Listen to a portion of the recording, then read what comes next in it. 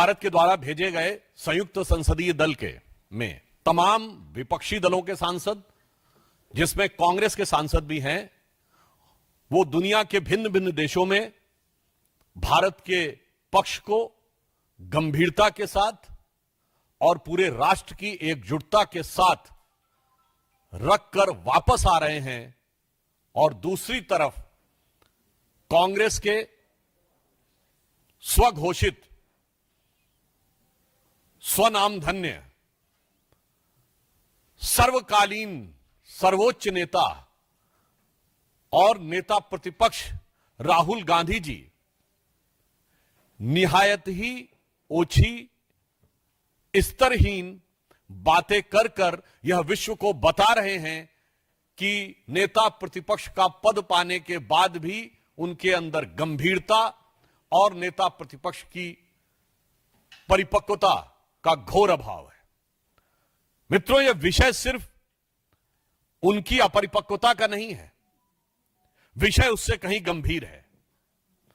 राहुल गांधी जी ने जिस प्रकार से हमारी सेना के द्वारा दिखाए गए अप्रतिम शौर्य और सेना के अधिकारियों द्वारा, जिसमें director general military operation, director general air operation, director general navy operations थे, उन्होंने जिस तरीके से ऑपरेशन सिंदूर की सफलता का विवरण दिया है, उसको सरेंडर से तुलना करना यह दर्शाता है कि यह मानसिकता कितनी रोगी और कितनी खतरनाक हो चुकी है। मुझे इस बात पे आश्चर्य हो रहा है कि अभी तक कांग्रेस के नेता पाकिस्तानी मीडिया में सुर्खियां बटोरने में लगे हुए थे, पाकिस्तानी संसद में उनके बयान कोट किए जा रहे थे। राहुल गांधी जी का नाम तो और बयान तो भारत के विरुद्ध पाकिस्तान अपने डोजियर में यूज कर चुका है, परंतु पहली बार राहुल गांधी जी ने ऐसा बयान दिया है जो पाकिस्तान के सेना प्रमुख ने भी नहीं बोला, पाकिस्तान के किसी आतंकी संगठन ने भी नहीं बोला, मौलाना मसूद अजहर ने भी नहीं बोला और हाफिज सईद ने भी नहीं बोला। इसमें से किसी ने यह शब्द नहीं बोला है कि भारत ने सरेंडर किया है, बल्कि उन लोगों ने अपनी अपनी तकलीफों का इजहार गाहे बगाहे किया है। अगर इसके बाद ये बोल रहे हैं तो मैं पूछना चाहता हूं, क्या आप उन नेताओं से एक कदम आगे जाना चाह रहे हैं? यानी अभी तक तो आप पाकिस्तान के लोगों को, पाकिस्तानी सेना और पाकिस्तान के आतंकी संगठनों को कवर फायर देते थे, अब उनके सिरमौर भरने की कोशिश कर रहे हैं। एक हिंदी में कहावत होती है, नया मुल्ला प्याज ज्यादा खाता है, मगर यहां गैर मुल्ला इस कदर प्याज खाने में लगा हुआ है कि उसे लग ही नहीं रहा है कि यह देश के स्वाभिमान और सेना के शौर्य और सेना का कितना भीषण अपमान कर रहा है। मैं पूछना चाहता हूं, वैसे राहुल गांधी जी की बुद्धिमत्ता और विवेकशीलता पर आप सभी लोग परिचित हैं। मात्र एक वर्ष पहले की बात है, आज 4 जून है। 4 जून को चुनाव परिणाम आए थे। तीसरे अटेम्प्ट में 3 अंक ना पाने को, जिसको अद्भुत सफलता नजर आ रही हो और पटाखे फोड़ने शुरू कर दिए हो, और तीसरी बार प्रधानमंत्री बनने पर जिसको पराजय नजर आ रही हो, उसकी कितनी समझ है और उसका कितना विवेक है, यह भली भांति समझा जा सकता है। राहुल गांधी जी का यह कहना सेना का सरासर अपमान है। मैं कांग्रेस पार्टी से पूछना चाहता हूं, ऑपरेशन सिंदूर की सफलता की घोषणा सेना ने की है, भारत सरकार ने नहीं की है, भारतीय जनता पार्टी के किसी प्रवक्ता ने नहीं की है। जैसे आपके प्रवक्ता अब अचानक सोकर जागने लगे, अपने जमाने क्या क्या बातें बोले, तो मैं पूछना चाहता हूं, आपने सरेंडर शब्द यूज करके सेना का अपमान किया है या नहीं? क्योंकि सीधे सीधे जब आपने सेना के बयान को सरेंडर से तुलना किया है, इसका मतलब भारत और भारत की सेना का सर झुकाने का वो काम और इसके लिए वो शब्द जो पाकिस्तान की सेना, पाकिस्तान के आतंकवादी संगठन और यूएन सिक्योरिटी काउंसिल के द्वारा डिजिग्नेटेड आतंकवादी जैसे मौलाना मसूद अजहर और हाफिज सईद भी नहीं बन कर पाए हैं, तो आप क्यों उनके मुहाफिज बनने की कोशिश कर रहे हैं? और मैं दूसरा बताना चाहता हूं राहुल गांधी जी से कि अगर आपको यह समझना है सरेंडर तो याद करिए, राहुल गांधी जी केवल 2 साल पहले आप विदेश में गए थे और आपने कहा था why the defenders of democracy America and Europe are silent and not interfering in India. यह था सरेंडर। 15 जुलाई 2011 को आपने कहा it's impossible to totally control terrorism. यह था आतंक के आगे सरेंडर। 26/11 के हमले के बाद आपकी सरकार ने शर्म एल शेख में कहा कि कंपोजिट डायलॉग प्रभावित नहीं होगा आतंकी घटनाओं के साथ। यह था आतंकी मानसिकता के साथ सरेंडर। 1995 में नरसिम्हा राव सरकार के समय एक फोन आया और भारत ने अपना एटॉमिक एक्सप्लोजन रोक दिया। यह था सरेंडर। 1971 में 93,000 प्रिजनर ऑफ वॉर थे। 1971 में 93,000 प्रिजनर ऑफ वॉर थे। फिर भी पीओके क्यों सरेंडर कर दिया? छंब का 160 किलोमीटर का एरिया जीता हुआ क्यों सरेंडर कर दिया? 13,000 किलोमीटर पाकिस्तान के पंजाब और सिंध का जीता हुआ क्यों सरेंडर कर दिया? 54 हमारे सैनिकों को वापस नहीं लिया, उन्हें क्यों सरेंडर कर दिया? 1965 में जीता हुआ हाजीपीर का दर्रा सरेंडर कर दिया। लाहौर से 20 किलोमीटर दूर तक सेना पहुंच गई थी, वो सरेंडर कर दिया। 62 में तो क्या क्या सरेंडर कर दिया। 19 नवंबर 1962 को जवाहरलाल नेहरू का कैनेडी को लिखा गया लेटर है जिसमें उन्होंने सीधे कहा है कि अमेरिका आकर अमेरिकन पायलट्स हमारी एयरफोर्स को संभाले, जो 2010 में डिक्लासिफाइड हुआ है कैनेडी लाइब्रेरी के द्वारा। 1960 में सिंधु का 80% पानी सरेंडर कर दिया। 1948 में आपने कश्मीर का एक हिस्सा सरेंडर कर दिया। 1947 में मुस्लिम लीग के आगे 1/3 सरेंडर कर दिया। तो राहुल गांधी जी, आपकी पार्टी और आपके खानदान के कारनामे आजाद हिंदुस्तान के कैलेंडरों में सरेंडर से भरे पड़े हैं। और जहां तक हमारे प्रधानमंत्री जी की बात है, बहुत साफ कह देना चाहता हूं, राहुल गांधी जी किसी के आगे सरेंडर कर दें, कांग्रेस ने किया होगा, मगर भारत किसी के आगे सरेंडर नहीं हो सकता। हम विश्व की एकमात्र ऐसी सभ्यता है जो हजारों सालों के आक्रमण के बाद भी आज जीवंत हैं, जिसे आप मानने को तैयार नहीं। हमारे प्रधानमंत्री श्री नरेंद्र मोदी भारत माता के उस शेर की तरह हैं। आपको पता होगा, एक संस्कृत का वाक्य है, नाभिषेको न संस्कारो सिंहस्य क्रियते मृगा विक्रमार्जित राजस्य स्वयं मृगेंद्रता। मृगेंद्र शेर के लिए होता है और उसके अंदर स्वयं वो क्षमता होती है। तो हमारे प्रधानमंत्री श्री नरेंद्र मोदी जी भारत मां के शेर अर्थात हमारे नरेंद्र भारत मां के मृगेंद्र हैं। और आपके खानदान के सरेंडर आजाद हिंदुस्तान के कैलेंडर में भरे पड़े हैं। इसीलिए मैं राहुल गांधी जी के लिए यह पंक्ति कहकर समाप्त करना चाहता हूं कि आदतन फितरतन शरारतन, व्याकुलता के कारण या कुटिलता के कारण आप प्रधानमंत्री के खिलाफ बोलिए, भारत सरकार के खिलाफ बोलिए, भारतीय जनता पार्टी के खिलाफ बोलिए, हमें बर्दाश्त है। पर भारत के स्वाभिमान और भारत की सेना के लेकर आप झूठ बोलेंगे तो यह कतई बर्दाश्त नहीं है। तो इसे सिर्फ एक पंक्ति कहूंगा कि वो पैरवी तो झूठ की करता चला गया, वो पैरवी तो झूठ की करता चला गया, बस उसका चेहरा उतरता चला गया।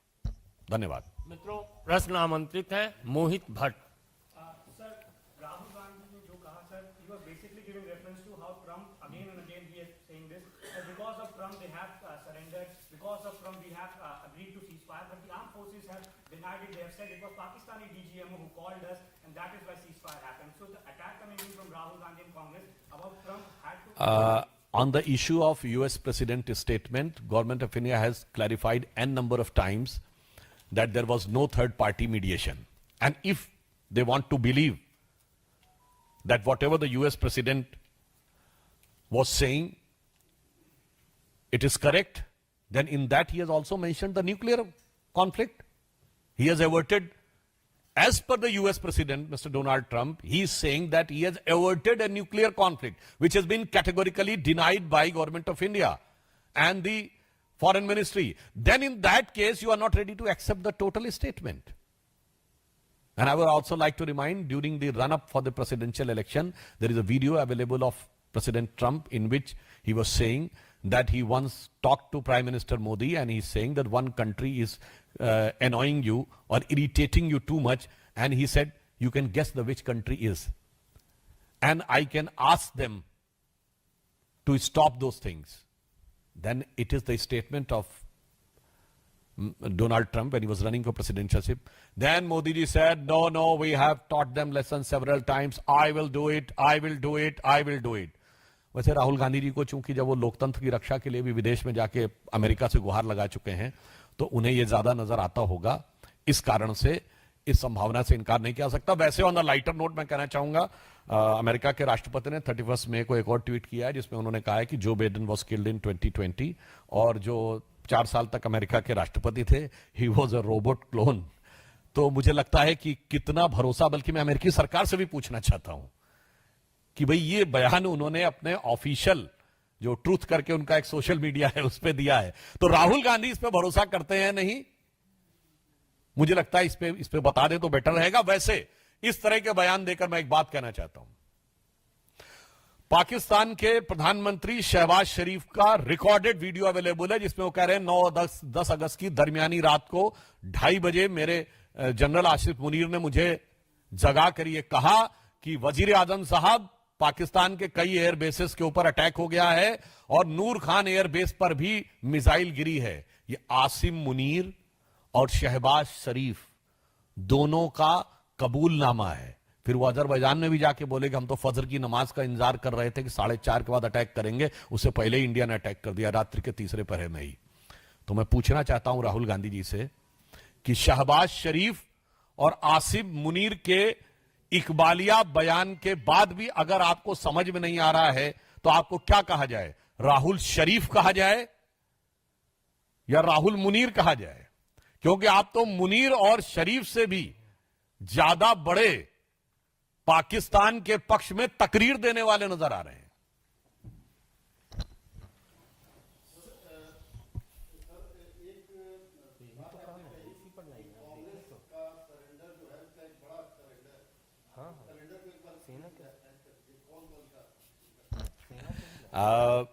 पुनः रिवर्स ऑर्डर में शुरू करता हूं. मार्च 2023 राहुल गांधी विदेश में जाते हैं और कहते हैं why the defenders of democracy America and Europe are silent over what is happening in democracy in India, they are not interfering. यह था सीधा सरेंडर. अब आप आइए, 15 जुलाई 2011 को राहुल गांधी कहते हैं it's impossible to stop terrorism. यह था टेररिज्म के आगे सरेंडर. 26/11 के मात्र 9 महीने बाद जुलाई 2009 में पाकिस्तान के साथ उस समय की सरकार, मनमोहन सिंह की सरकार, एक neutral destination, again I am री एम्फसाइजिंग, न्यूट्रल डेस्टिनेशन शर्म शेख में ज्वाइंट डिक्लेरेशन साइन करती है और वो कहती है टेररिज्म से कंपोजिट डायलॉग प्रभावित नहीं होगा. यह था टेररिज्म की मानसिकता के साथ सरेंडर. 1996 में आपने मोस्ट फेवरेट नेशन का स्टेटस दिया, यह था उनके साथ सरेंडर. अब आप आइए, 1971 में 93,000 प्रिजनर ऑफ वॉर थे, फिर भी पीओके नहीं निगोशिएट किया. अरे लेना तो छोड़िए, निगोशिएट नहीं किया. यह क्या था? 13,000 किलोमीटर हमारा पंजाब और सिंध का हमारे पास थे, वो छोड़ दिया. यह था शिमला में सरेंडर. और यह मैं हवा में नहीं बोल रहा हूं, बेनजीर भुट्टो ने अपनी किताब डॉटर ऑफ द ईस्ट में लिखा है कि जब वो शिमला समझौते के बाद रावलपिंडी पहुंचे तो उनके और उनके पिताजी का इस गर्मजोशी से स्वागत हुआ कि जंग हारने के बाद वो डिप्लोमेसी में सब कुछ जीत के आ गए. I am quoting the book of Benazir Bhutto. अब आइए, 1965 एक न्यूट्रल डेस्टिनेशन ताशकंद में समझौता होता है और हम लाहौर से केवल 20 किलोमीटर तक पहुंच गए थे. वो और हाजी पीर का दर्रा, जिसके लिए वीर अब्दुल हमीद जैसे कितने शहीदों ने बलिदान दिया, वो सरेंडर कर दिया. 1962 में अक्सई चीन को सरेंडर कर दिया. कहता ये तो हमें यहां पे कुछ उगता नहीं है. अब भाई जैसे उन्होंने, नेहरू जी ने कहा था भाई हमारे भी सर पे बाल नहीं उगते, तो ये महावीर त्यागी जी ने कहा था, वो सरेंडर. और 19 नवंबर 1962 जवाहरलाल नेहरू ने जॉन एफ कैनेडी को लेटर लिखा है कि आप अपने B-2 बॉम्बर्स भेजिए, अपने एरोप्लेन्स के 2 स्क्वाड्रन भेजिए, अपने पायलट्स भेजिए. Means in a way you are giving command of Indian air force to the US and it is declassified in 2010. यह था सरेंडर. 1960 80% पानी सिंधु नदी का पाकिस्तान को सरेंडर. 1948 पीओके यानी कश्मीर का एक बड़ा हिस्सा सरेंडर, और 63 में जब सक्षम वैली चाइना को दे दी थी पीओके ने, तब तो हम कम से कम सिंधु समझौता रद्द कर देते। और 1947 में मुस्लिम लीग और जिन्ना के आगे 1/3 ऑफ द कंट्री सरेंडर। तो इनकी नीति क्या रही?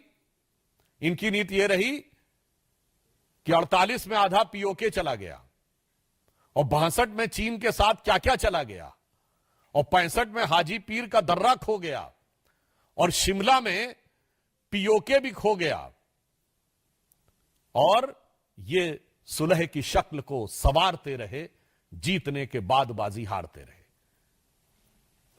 साइलेंट, एक मिनट साइलेंट। राहुल गांधी के अगर पिछले रिकॉर्ड को देखें तो जब सर्जिकल स्ट्राइक किया था तब भी उन्होंने सवाल उठाया था, अब तो आगे जाकर वो सरेंडर की बात कर रहे हैं। तो क्या कि पाकिस्तान ने देखा कि जो दूजिया दिया है कई सारे देशों में जाके, वो कह रहे हैं कि भारत ने जो हमला किया उसका बहुत नुकसान हुआ, उसकी तो कोई बात नहीं। देखिए, अंतर्राष्ट्रीय मीडिया में भी कितने $बिलियन का नुकसान हुआ, और मैं राहुल गांधी जी को यह भी बताना चाहता हूं, हो सकता है उनके दिल में बड़ी कसक उठ रही हो कि पाकिस्तान को नुकसान हुआ है, चाइना को भी नुकसान हो गया है, क्योंकि जो चाइना के डिफेंस स्टॉक थे, anybody can go and check the AVIC's systems, Chengdu जो PL-15 मिसाइल बनाती है, उसके स्टॉक्स 9% गिरे हैं। J-17 बनाने वाली कंपनी के स्टॉक्स 15% गिरे, एंड ओवरऑल 20% गिरे हैं जो J-10 और J-17 बनाने वाली एविक्स सिस्टम चेंगडू के कुल जो स्टॉक्स गिरे हैं। और चाइना में सब कुछ गवर्नमेंट कंट्रोल है, despite the full throttle support by the government, still there net stocks is less down by 6 to 7%। और भारत की जितने भी डिफेंस की कंपनीज हैं उनके स्टॉक्स ऊपर गए हैं। वो HAL जिस पे आरोप लगाते हैं 14% स्टॉक ऊपर गया है। मझगांव डॉक्स का स्टॉक 30% ऊपर गया है। गार्डन रीच और मझगांव शिपयार्ड का 30 to 32% ऊपर गया है। ये तो ओपन में है, ये तो दुनिया देखती है, सैटेलाइट पिक्चर से लेके कंफर्म करके किसकी वेपनरी सक्सेसफुल रही किसकी नहीं। तो हो सकता है उधर चीन से करार भी था ना इनका, तो उस करार का प्यार उभर रहा हो, और इधर भारत से तकरार उभर रहा हो, और उधर पाकिस्तान से अलग एक प्रकार का प्यार उभर रहा हो, तो शायद इसलिए बात कह रहे हो। इसलिए मैं कहना चाहता हूं, जो राहुल गांधी जी बोल रहे हैं, यदि वो अपनी बुद्धि से बोल रहे हैं तो ये उनकी निष्ठा पे गहरा संदेह है। यदि वो अपने जो उनको पॉइंट देने वाले लोग होते होंगे उनके द्वारा बोल रहे हैं, तो मुझे लगता है कि उनको अपनी टीम और उसकी जानकारी के बारे में, कुछ नए लोगों के बारे में विचार करना चाहिए, अथवा अगर उन्होंने ही ये बात कर रखी है तो मुझे लगता है कम से कम फैक्ट्स को क्रॉस चेक करने की कोशिश करनी चाहिए। आमोद राय हो गया।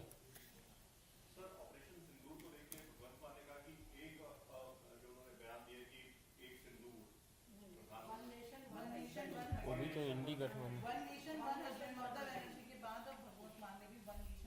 वो भी शायद इंडी गठबंधन में तो है। वैसे देखिए, इंडी गठबंधन के जो लोग हैं जिन्होंने अपना नाम इंडिया रखा था, उनके दिल में कितना इंडिया है ये ऑपरेशन सिंदूर ने साफ कर दिया है। केवल नाम इंडिया रख लेने से कोई इंडियन नहीं हो जाता। जिसे कहते हैं, एक कहावत होती है ना, बगल में छुरी मुंह में राम, तो नाम इंडिया दिल में पाकिस्तान। जिस तरीके से बड़े बड़े नेता, चन्नी साहब भी तो पंजाब के पूर्व मुख्यमंत्री हैं, वो क्या बोल चुके हैं, देखिए कैसे पाकिस्तान कोट करता है। सिद्धारमैया कर्नाटक के मुख्यमंत्री हैं, वो बोल चुके हैं। उसी श्रेणी में अब भगवत मान जी भी बोलने लगे। और वैसे भी तो वो ये पार्टी, वो वाली पार्टी है ना जिसने सबसे पहले सर्जिकल स्ट्राइक पे सबूत मांगा था।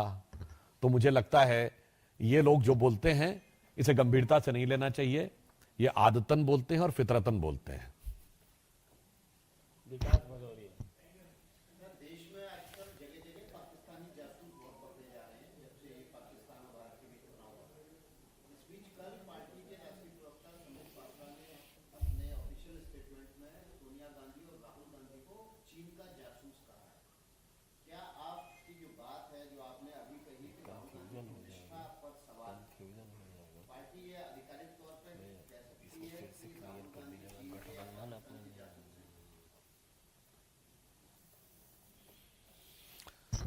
देखिए, जहां तक कौन देश के विरुद्ध काम कर रहा है, जांच एजेंसियां इस विषय को गंभीरता से रखती हैं। किसी नेता के बारे में मैं टिप्पणी नहीं करना चाहता, परंतु मैं दर्शकों से कहना चाहता हूं, येवग्लिना एल्बेटस की किताब state within state, Vasili Mitrokhin's की किताब Mitrokhin's archive KGB in the world part 2, Yuri Bezmenov का टीवी पे दिया गया इंटरव्यू 2005 और Joseph Crowley's ex CIA director की किताब in conversation with a crow, और बहुत कुछ है उसमें पढ़ें तो मुझे लगता है आप लोगों का भी ज्ञानवर्धन होगा। पर फिर मैं कह देना चाहता हूं कि इंडिया गठबंधन ने जो नाम इंडिया रखा था वो अब पूरी तरीके से नकाब उतर गया है उसका। जैसे पाकिस्तान में पीपीपी पार्टी है, तो वैसे ही मुझे लगता है कि इस इंडिया गठबंधन का मुखौटा इंडिया था और दिल में पाकिस्तान था। अब एक के बाद एक वो छिलका उतरता चला जा रहा है और बात बिल्कुल साफ होती चली जा रही है। तो जो मैंने बात बोली थी, वो जो पंक्ति कही थी, उसी के आगे की पंक्ति बोल देता हूं। मैंने कहा था ना, वो पैरवी तो झूठ की करता चला गया, बस उसका चेहरा उतरता चला गया। आगे इंडिया गठबंधन के लिए रंगत समझ में आई, मगर आई देर से, कच्चा था बहुत, रंग उतरता चला गया। ये इंडिया का नाम कितना कच्चा था, ये अब उतरता चला जा रहा है इस गठबंधन के नाम में जो भारत का नाम लेने का प्रयास किया था। बहुत बहुत